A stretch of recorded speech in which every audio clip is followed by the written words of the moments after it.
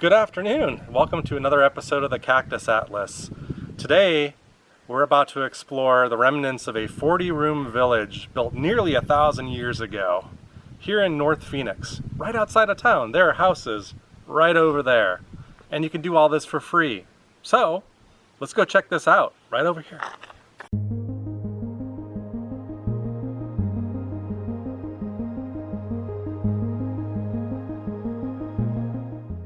Okay, we're actually here at the trailhead. You can actually see the trail heading up this way. It's an actual, we've been here once before and we'll kind of explore as we go, but it's a pretty easy hike. We don't have to walk too far to get to the actual ruins. So let's go.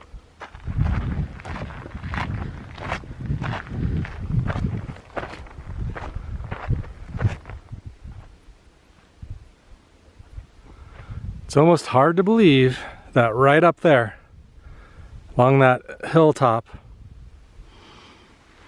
are where the Sears-Kay ruins are. So we're proceeding up the trail here. You can see it's a pretty well-maintained trail. However, you do want to watch your step around here. This is the desert, the Sonoran desert, so you may run into certain creatures, including rattlesnakes. I rarely have seen them, but they live here. Another thing to watch out for here, cacti, such as this one. They could just, before you know it, you could be scraping your leg up against one of those and it's not fun.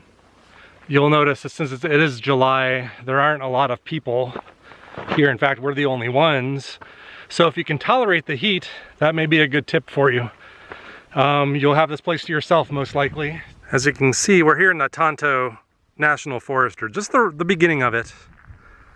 And if I pan over this way, out there in those hills, you may notice some houses and a golf course. So the main point I wanted to make is we're not far from civilization. We're right outside of the Phoenix city limits, north of Scottsdale. So very quick ride up here if you ever wanted to take a look at this.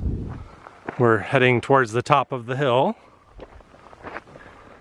Right down below there, that's actually the parking area where we started. Not a far walk at all.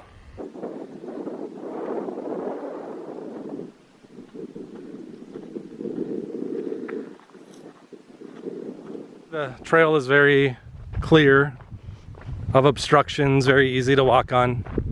There are multiple trails that swing off in different directions. We're arbitrarily just deciding to take this trail. My assumption is that's going to go up there where you can actually see some of the defensive fortifications that we're going to go check out here in a minute. As you can see along the trail, there's plenty of nice signage and explanations about some of the things in the area. So very well maintained, very educational. And located right here are the first signs of the ancient ruins.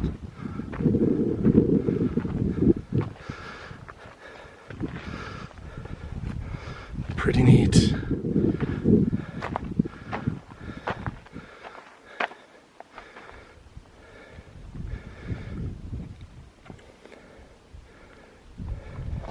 They had quite the view out their window.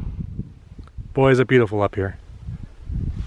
Definitely overgrown with grass and desert shrubs, but I believe there's some more foundations, some more stones in there too. Although we're slowly approaching the good stuff, you could still see lots of stones marking part of the structures.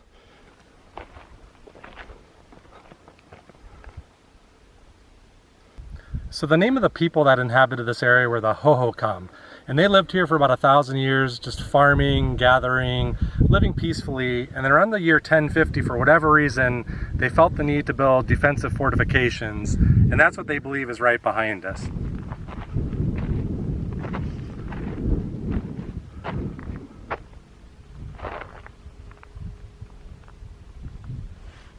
Now you can kind of see, I mean, if you look around, behind me there, virtually in any direction, you get a perfect view of the surrounding areas.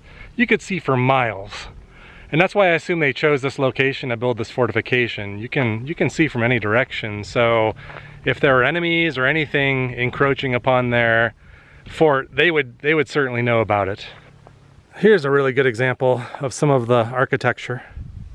One thing to note, and kind of keep this in the back of your head, if you look at the corners here, they're pretty much at 90-degree angles, so the structures are typically square, which is much more efficient.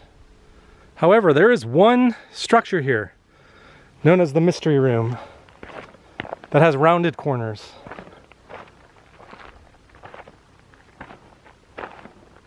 And here we are inside the mystery room. Once again, note the rounded corners. They're not quite sure exactly why this particular room differs from the rest. One theory is that it may have been built prior to the rest of the compound in an older style. Once again, square corners are more efficient because it's much easier to expand and build new areas of the compound off of it instead of rounded corners, which isn't as, you just can't fit the pieces together as easily. But they believe this was some type of a living room that had a little bit of a courtyard in it. So it's really interesting to think that 1,000 years ago, people lived here, just like we do today, without the modern conveniences that we have. Just think about that for a minute. But boy, do they have prime real estate. Let's walk out your front door on a nice, beautiful morning. And look at that view.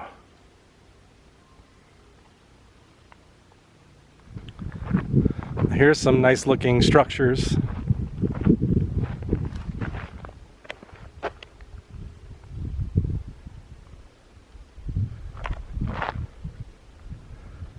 These might be among some of the best. Imagine coming home from a long day of hunting and gathering 1,000 years ago, and this is where you lived. I read somewhere that there's about 100 people living in this village at one time, so I would assume per room that's quite a few people.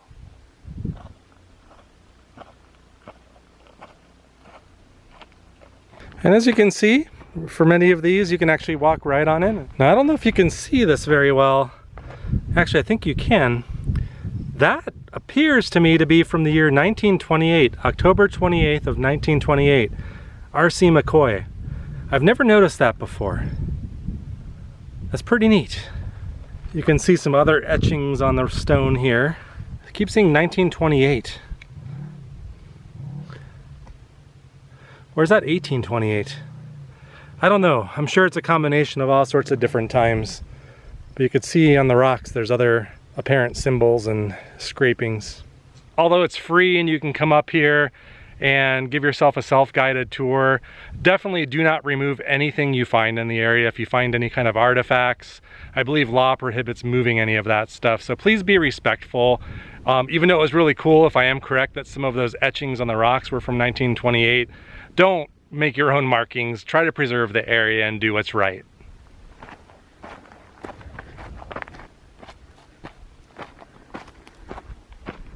And thus concludes our adventure today, our exploration of the Sears-Kay ruin here in the Tonto National Forest in Arizona. We hope you enjoyed this journey. We know we did. One thing I'd like to say, final word, if you decide to come out here and see it for yourself, especially in the summertime, bring plenty of water, be careful. It gets very hot out here and it can creep up on you very fast. Other than that, if you're enjoying seeing our content, cheer us on. Hit that subscribe button, hit that like button. Until next time, we'll see you later.